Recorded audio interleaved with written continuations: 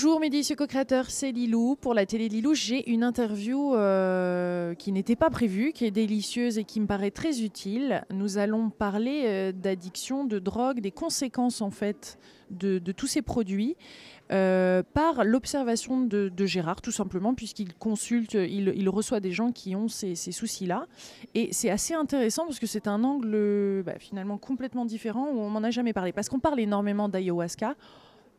On entend parler dans les grandes villes quand même et un peu partout de coke, de joints, etc. Et il y a des conséquences, voilà, et de tabac. Et il y a des conséquences sur les personnes qui en prennent, mais aussi si vous êtes conjoint d'une personne qui en prend, même si c'est des joints, il y a une conséquence qui peut se lire.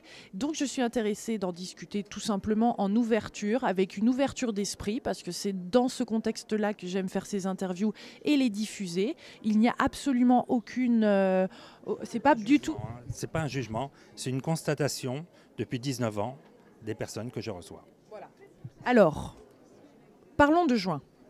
Que se passe-t-il quand on prend un joint et à quel niveau? Là, on parle au niveau énergétique, on parle au niveau émotionnel? De la santé, tout simplement. Si vous voulez, en général, d'abord, il y a des pertes de mémoire terribles. Alors moi, j'ai la faculté, quand je reçois les gens, de voir ce qui sort du corps et de sentir l'odeur que le corps rejette, parce qu'il n'en veut pas. Il faut savoir aussi que le corps est une caisse enregistreuse. Ça veut dire qu'il enregistre tout. De la petite enfance jusqu'à nos jours, tout est répertorié. Et souvent, et bon, je peux même dire à 100%, il y a des odeurs âcres qui sortent du corps. Il y a une sorte comme j'ai la faculté de voir pendant que je reçois les gens, souvent du côté gauche du cerveau, une sorte de petite fumée qui sort comme ça. Et ça donne absolument les mêmes symptômes, c'est-à-dire problème de mémoire, problème de concentration. Pour les gens qui sont un peu plus âgés, il faut le dire aussi, au problème de libido, aussi bien pour la femme que pour l'homme. Et les personnes ont fumé depuis un certain temps ou... Les personnes ont fumé depuis un certain temps, mais ça peut arriver très vite parce que malheureusement maintenant les jeunes commencent à fumer à 13-14 ans. Donc quand je reçois des personnes qui ont déjà 30 ans, elles ont déjà plusieurs cigarettes derrière elles. Et là on parle cannabis, herbe, résine, tout. Ça peut être cannabis, ça peut être herbe, ça peut être coke, ça peut être malheureusement ayahuasca parce que c'est très à la mode. Et ça fait absolument les mêmes effets, c'est-à-dire que ça joue sur la personne. Et c'est une horreur. Donc ça joue, et même sur le conjoint. Alors, sur le conjoint, ça peut faire aussi... Qui n'en prend pas. Qui n'en prend pas, c'est comme un fumeur passif. C'est-à-dire que plusieurs fois, moi, j'ai reçu des femmes et il y avait cette odeur-là qui sortait du corps. Et je leur dis, mais vous prenez de la coke ou vous prenez un joint, des trucs comme ça. Et ils me disent, non, pas du tout. Et après, elle me dit, mais vous savez, c'est mon mari qui prend ça. Ça veut dire que la personne est infestée pareil. Alors, ça passe par la salive, forcément. Ça passe par aussi le vibratoire, ça passe par la transpiration et ça passe par le sperme. Il faut le savoir.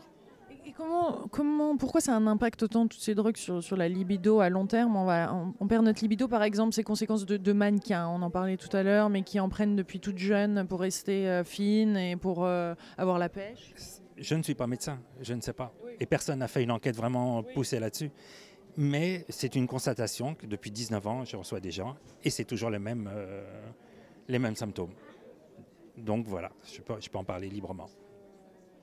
Mais on veut entendre plus, voyez. Donc par exemple, l'ayahuasca, est-ce qu'il y a des spécificités que vous avez observées par drogue? Au niveau de l'odeur, oui. Il y a des odeurs beaucoup plus âcres que d'autres. Au niveau de l'ayahuasca, c'est souvent aussi par moments des saignements de nez et puis une odeur terrible du corps. Et les gens ont besoin de toujours plus pour que ça leur fasse de l'effet. Donc pour moi, c'est une drogue. Ouais. C'est le symptôme même de la drogue. Je veux dire, c'est obligé. Comme la coke, comme le tabac ou les choses comme ça. Mais les entités pourraient... est-ce qu'on peut parler un petit peu entités? On peut en parler. Ça veut dire que comme ça fait descendre le corps vibratoirement, il y a forcément des entités du bas astral, ce qu'on appelle des mauvaises entités, qui viennent se greffer dessus. C'est évident. Donc ça, c'est le gros problème de l'ayahuasca. Absolument. Entre autres. Est-ce que vous recevez donc des personnes qui ont pris 10, 30, 40 fois peut-être de l'ayahuasca? Je ne leur ai pas demandé parce que d'abord, ils ne vont peut-être pas tout me dire non plus. Je veux dire. Et puis, je n'ai pas à les juger. Chacun fait ce qu'il veut. On est en démocratie. Je dirais chacun peut choisir son style de pollution. Hein. Des pensées négatives récurrentes et tout ça? Tout le temps. Des pensées négatives, manque de concentration, mal dans leur peau, stress. Bon, le stress, c'est encore autre chose. Mais... ils se sentent mal, quoi. Ils se sentent mal.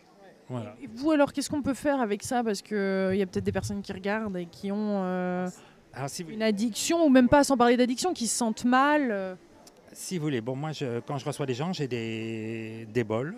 Ce ne sont pas forcément des bols de méditation, ce ne sont pas des bols tibétains, c'est des bols qui viennent du Japon, qu'on ne trouve pas en France. Et je les mets sur différentes parties du corps.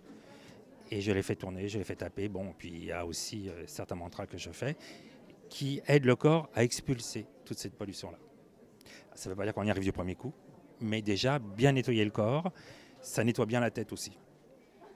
Ça fait que le son comme ça, c'est si efficace. Parce qu'on entend parler aux États-Unis du sound healing, donc c'est-à-dire le son qui soigne. Oui, oui. Et ben, si vous voulez, le son, c'est exceptionnel avec le son. Le son va directement à l'endroit dans le corps qui en a plus besoin. C'est une constatation. Ça fait 19 ans qu'on fait ça et ça se passe comme ça. Et le mental de la personne qui est allongée, si elle pense en général à autre chose, ou même moi qui peux ne pas être un jour en super forme, ça ne joue pas. Le son va exactement à l'endroit où il doit aller. Et je vais même vous raconter aussi une autre anecdote. Il y a 2 ans, il y a un monsieur un Français qui habite à Tokyo.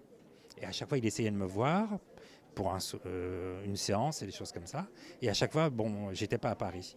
Et un jour, il est venu, j'étais à Paris et je lui fais la séance et sort de son corps une sorte de fumerole comme ça, verte, parce que j'ai la chance de le voir.